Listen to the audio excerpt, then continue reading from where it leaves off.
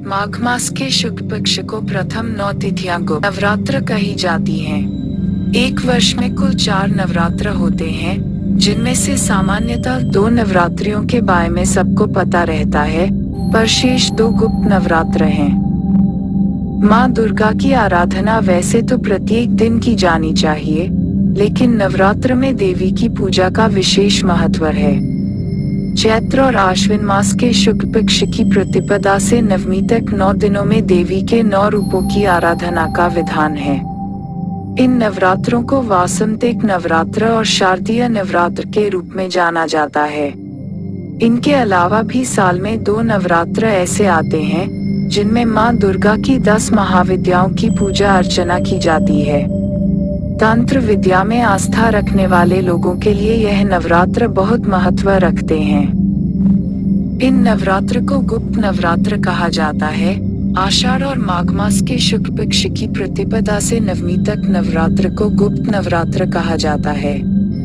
गुप्त नवरात्र का समय शाक्त एवं शैव धर्मावलंबियों के लिए तंत्र साधनाओं के लिए अधिक शुभ होता है।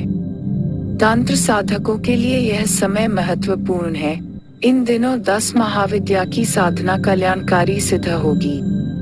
जो मुक्ति का मार्ग बताती है, उसे विद्या कहते हैं, और जो भोग और मोक्ष दोनों देती है, उसे महाविद्या कहते हैं। 10 महाविद्या इस प्रकार हैं। इन महाविद्याओं के प्रकट होने की कथा महाभागवत देवी पुराण में वर्णित है। इनका नाम तथा कृपाफल कुछ ऐसा है। काली 10 महाविद्याओं में यह प्रथम है। कलयुग में इनकी पूजा अर्चना से शीघ्र फल मिलता है। तारा सर्वदा मोक्ष देने वाली और तारने वाली को तारा का नाम दिया गया है। सबसे पहले महर्षि वशिष्ठ ने माँ तारा की पूजा की थी। आर्थिक उन्नति और बाधाओं की निवारण हेतु माँ तारा महाविद्या का महत्वपूर्ण स्थान है। इसकी सिद्धि से साधक की आय के नित्य नए साधन बनते हैं। जीवन ऐश्वर्यशाली बनता है। इसकी पूजा गुरुवार से आरंभ करनी चाहिए। इससे शत्रुनाश, वाणी दोष निवारण और मोक्ष की प्राप्ति होती है। छिन्नमस्ता माँ छिन्नमस्ता का स्वरूप गोपनीय है। इनका सर कटा हुआ है। इनके कबंध से रक्त की 3 धाराएं निकल रही हैं, जिसमें से 2 धाराएं उनकी सहेलियां और 1 धारा स्वयं देवी पान कर रही हैं। चतुर्थ संध्या काल में छिन्नमस्ता की उपासना से साधक को सरस्वती की सिद्धि हो जाती है। राहु इस महाविद्या का अधिष्ठाता ग्रह है। त्रिपुर भैरवी आगम ग्रंथों के त्रिपुर भैरवी एकाक्षर रूप हैं। शत्रु संहार एवं तीव्र तंत्र बाधा निवारण के लिए भगवती त्रिपुर भैरवी महाविद्या साधना बहुत महत्वपूर्ण मानी जाती है। इससे साधक के सौंदर्य में निखार आ जाता है। इसका रंग लाल है और यह लाल रंग के वस्त्र पहनती हैं। गले में मुंडमाला है तथा कमलासन पर विराजमान है। त्रिपुर भैरवी का मुख्य लाभ बहुत कठोर साधना से मिलता है। धूमावती का कोई स्वामी नहीं है। इसकी उपासना से विपत्तिनाश, रोग निवारण तथा युद्ध में विजय की प्राप्ति होती है। बगलामुखी शत्रु बाधा को पुनर्तः समाप्त करने के लिए बहुत महत्वपूर्ण साधना है। इस विद्या के द्वारा दैवी प्रकोप की शांति, धन धान्य प्राप्ति, भोग और मोक्ष दोनों की सिद्धि होती है। इसके 3 प्रमुख उपासक ब्रह्मा, विष्णु एवं भगवान परशुराम रहे हैं।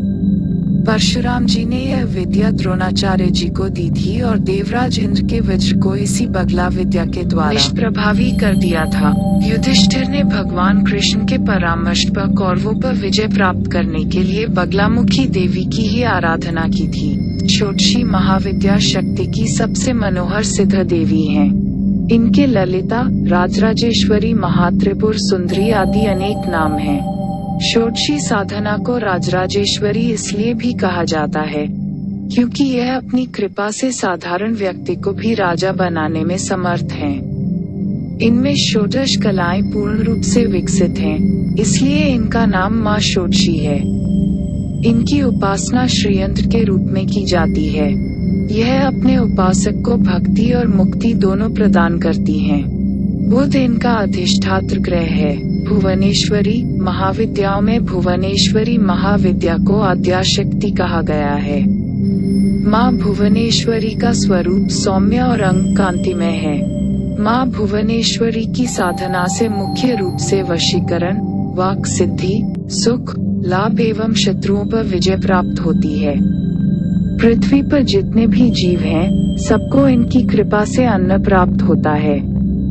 इसलिए इनके हाथ में शाक और फल फूल के कारण इन्हें माँ शाकंभरी नाम से भी जाना जाता है।